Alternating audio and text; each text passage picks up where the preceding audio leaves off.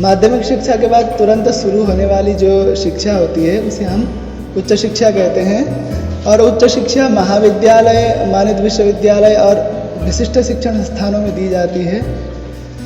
आज़ादी तक भारत में 20 विश्वविद्यालय थे, क्योंकि उस टाइम विश्वविद्यालयों की कमी इसलिए थी कि उस टाइम मुस्लिम शासन हुआ और ब्रिटिश शासन हुआ, तो मतलब एक नहीं था भारत, तो इसलिए 20 विश्वविद्यालय थी उस टाइम। तो जब आज़ाद हुआ भारत तो 485 इसकी आज की डेट में इसकी संख्या है, क्योंकि जब भारत आज़ाद हो गया तो प्रजातंत्र लागू हुआ। तो जब प्रजातंत्र लागू हुआ तो भारत में इसकी जो संख्या बढ़ना, मतलब औचित्य संख्या बढ़ना स्वाभाविक ही है। और इस 485 विश्वविद्यालय में जो महाविद्यालय से संबंध है, 18,500 महाविद्यालय से संबंधित है, जिसमें 1 करोड़ 20 लाख विद्यार्थी पढ़ रहे हैं और उच्च शिक्षा प्राप्त कर रहे हैं। और उच्च शिक्षा का उद्देश्य कई सारे हैं, उनमें से व्यक्तित्व का विकास करना और प्रजातंत्र का जो लक्ष्य है उसको प्राप्त करना और एक मानव में नैतिकता का विकास करना इसका सबसे श्रेष्ठ उद्देश्य है, जिसके उद्देश्य की प्राप्ति के लिए उच्च शिक्षा में दिनों दिन तैयारियां और कार्य चल रहे हैं। और उच्च शिक्षा के लिए जो संस्थाएं कार्य कर रही हैं वो कई सारे हैं, उनमें से राधाकृष्णन आयोग 1948 में इसकी स्थापना सर्वपल्ली राधाकृष्णन जी के अध्यक्षत्व में किया गया। इसका और अन्य नाम भी है विश्वविद्यालय शिक्षा आयोग और उच्च शिक्षा आयोग। सबसे आज़ाद भारत में सबसे पहली संस्था ये थी जो उच्च शिक्षा के लिए कार्य करने के लिए तैयार थी। यह सर्वपल्ली राधाकृष्णन जी के नेतृत्व में जो स्थापित संस्था उच्च शिक्षा आयोग थी, उसके द्वारा 1956 में विश्वविद्यालय अनुदान आयोग UGC, जिसे हम यूनिवर्सिटी ग्रांट्स कमीशन कहते हैं, उसकी स्थापना की गई। क्योंकि इसकी स्थापना इसलिए ज़रूरत पड़ी कि विश्वविद्यालय को चलाने के लिए धन की आवश्यकता पड़ती है, तो धन कहाँ से आए, तो उस धन को सही तरीके से देना और विश्वविद्यालय में प्रयोग करने के लिए इस संस्था की स्थापना की गई। अनुदान के साथ साथ ये नया विश्वविद्यालय भी स्थापना करती है और पुराने जो विश्वविद्यालय हैं उनका जीर्णोद्धार करती है और उनमें जो कमियां हैं और समस्याएं हैं उसको पूरा करती है। और ये जो UGC जो है गोष्ठियाँ भी चलाती है जो पाठ्यक्रम से संबंधित, और इसमें जो नए नए कानून ज़रूरत है पाठ्यक्रम को सुधार करने के लिए और परीक्षा में जो कमियां हैं उनको सुधार करने के लिए जो भी नियम लागू करते हैं उसके लिए गोष्ठियाँ बनाती है और कई सारे अनुसंधान के संबंधित कार्य भी करता है विश्वविद्यालय अनुदान आयोग। इसी तरह तीसरा संस्था है भारतीय विश्वविद्यालय संघ, AIU जिसे बोलते हैं। उसकी स्थापना 1973 में किया गया, एसोसिएशन ऑफ इंडियन यूनिवर्सिटीज़। 1924 में शिमला में एक गोष्ठी हुई थी जिसपे ये कहा गया कि भारत में उच्च शिक्षा को बढ़ावा देने के लिए एक संस्था की स्थापना करनी चाहिए, जिसको IUB से जाना गया, इंटर यूनिवर्सिटी बोर्ड अर्थात अंतर विश्वविद्यालय परिषद। इसमें श्रीलंका और बर्मा के कई शिक्षाविद भी इसमें सदस्य थे। पर 1973 में जब भारत आज़ाद हो चुका था तो इसकी ज़रूरत नहीं समझा और श्रीलंका और बर्मा के जो भी सदस्य थे इससे अलग हो गए, तो फिर इसको दोबारा से एक नाम दिया गया भारतीय विश्वविद्यालय संघ, AIU।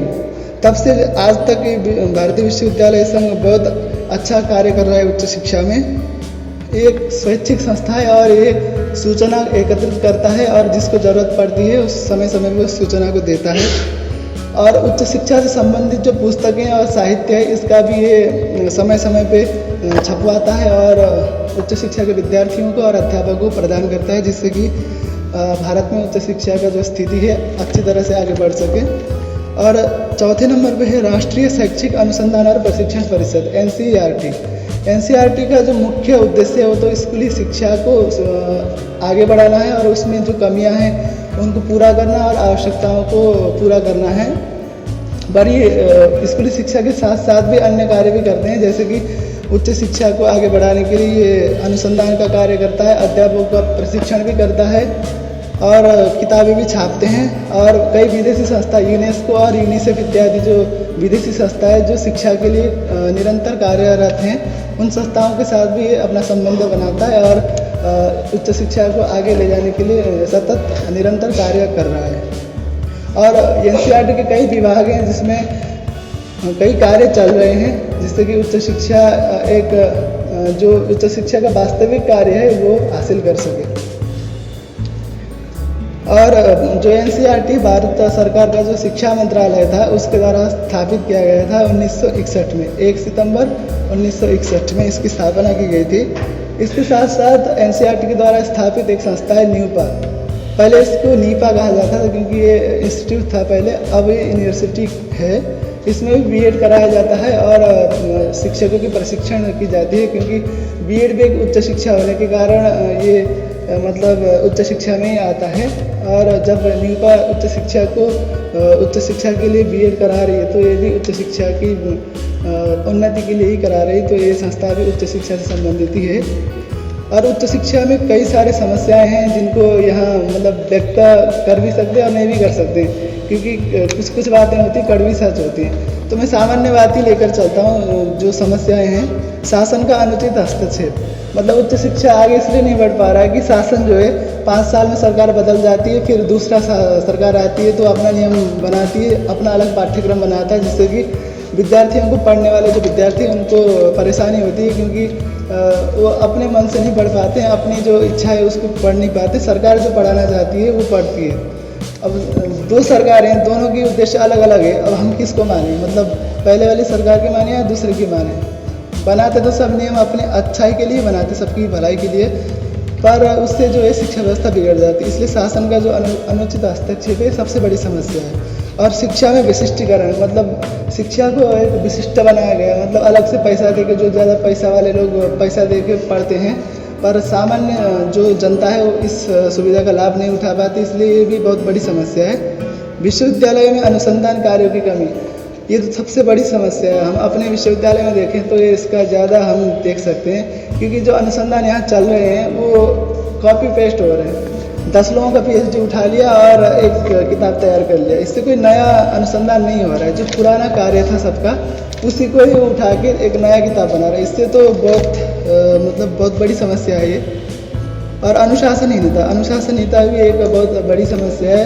यह ज़्यादातर छात्रों में देखी जाती है, जिससे कि उच्च शिक्षा में जो व्यवस्था है वो बिगड़ जाती है।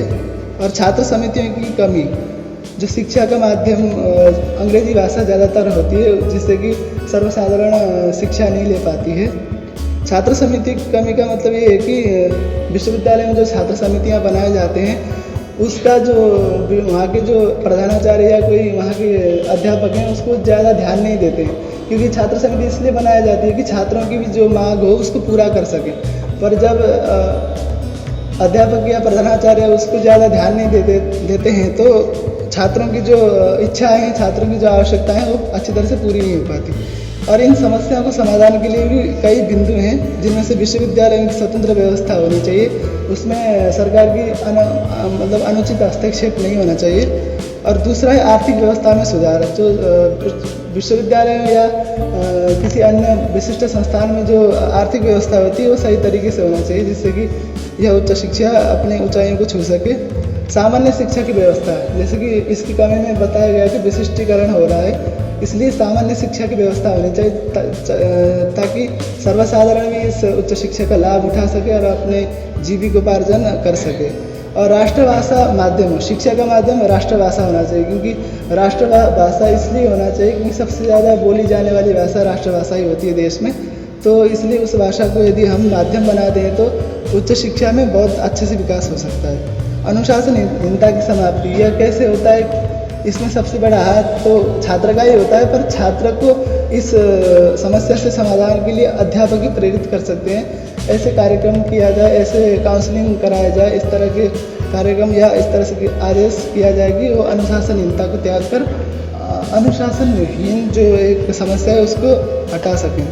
फिर छात्र समितियों का पंजीकरण, छात्र समितियों का पंजीकरण इसलिए आवश्यक है कि एक सही तरीके से पंजीकरण करेंगे तो सही तरीके से वो अपना मांग रख सकेंगे और उस मांग को विश्वविद्यालय के जो अध्यापक हैं वो अथवा शासन में रहने वाले जो भी मंत्री हैं उन समस्या को अच्छी तरह से सुन के उसके जो समाधान है उसको कर सकते हैं सही तरीके से। और शोध कार्यों का विकास सबसे बड़ी ये समाधान होना चाहिए, क्योंकि कट कॉपी पेस्ट तो कोई भी कर सकता है, पर जो वास्तविक रूप में अनुसंधान और शोध होता है वह चिंतन से आता है, एक खोज से आता है, पर ये बहुत कम हो रहा है। बल्कि शिक्षा के क्षेत्र में तो बहुत अच्छा हो रहा है, पर शास्त्री और आचार्य करके जो सीधा PhD करने जाते हैं उस अपने विषय से, तो उसमें मैंने देखा है कि कट कॉपी पेस्ट होता है और अनुवाद करना उनको नहीं आता तो दूसरों से अनुवाद करवाते हैं। तो इस तरह से शोध करके कोई फ़ायदा नहीं है, तो ये बहुत बड़ी समस्या है। इसके समाधान के लिए हम हमारे जो विद्वद्गण हैं और जो भी मंत्री हैं उनको ध्यान देना चाहिए। इस तरह से उच्च शिक्षा के बारे में मैंने 2-4 बातें जो भी मैंने पता की तो बताया। धन्यवाद। एक बात यहाँ के शोध देखे हैं? नहीं, मैंने जहाँ तक शिक्षा के में तो अच्छा हो सकता है, पर उधर वाले जो शोध प्रबंध मैंने देखे हैं। जी मैंने देखा, सभी नहीं कह सकता, पर ज़्यादातर ऐसे हो गए, क्योंकि मेरा यहाँ 4 साल हो गया, तो 4 साल में मैंने ज़्यादातर जो देखा है, मेरे को भी कई बार आए हैं प्रस्ताव अनुवाद करने के लिए और इत्यादि, तो ये बहुत बड़ी कमी है। संस्कृत का आगे न बढ़ना सबसे बड़ा यही है मेरे हिसाब से। तो एक बात और पूछ रहा हूँ, उच्च शिक्षा का आपने बड़े अच्छे तरीके से व्याख्यान दिया यहाँ पर। जैसे लेटेस्ट सबसे सरकार की तरफ से ऐसी कौन सी परियोजना है जिसके माध्यम से उच्च शिक्षा का विचार, जैसे आप सर्वसाधारण शिक्षा सुविधा की बात कर रहे हैं ना, ऐसा कौन सा वह कार्य है जिसकी लेटेस्ट चालू हुआ है 2-3 महीने में, 2-3 साल में चल रहा है लगातार? कौन सा ऐसा योजना है जिसके बारे में पता किया आपने? नहीं, उसके बारे में तो मैं बता नहीं कर पाया, पर ये जो 2 साल का पीरियड है एक प्रकार से बहुत अच्छा है। सीधा देखेंगे तो अच्छा नहीं भी लगता है, पर देखा जाए तो अच्छा है। 4 सेमेस्टर है इनमें और सेमेस्टर वाइज पढ़ाई करते हैं तो अच्छा होता है, क्योंकि थोड़ा करके उसको सही तरह से फोकस कर सकते हैं। पर जिस तरह से पाठ्यक्रम बनाया गया है उस तरह से यदि अध्यापन और हमारा अध्ययन भी हो तो बहुत अच्छा हो सकता है। छात्र समिति से ये है कि छात्र का एक संस्था होना चाहिए जिससे कि अपनी बात वो रख सके सीधा। जैसे हमारी समस्या हम सीधा किसी पे बात रख देंगे तो अच्छा नहीं होगा। एक समिति सही रूप से पंजीकृत होगा और मतलब कागजों में भी वो होगा, यूनिटी होगी, तो उससे ये होगा कि सही तरीके से मतलब प्रामाणिक होगा। संगठन केवल संगठन मतलब कोई एक विशिष्ट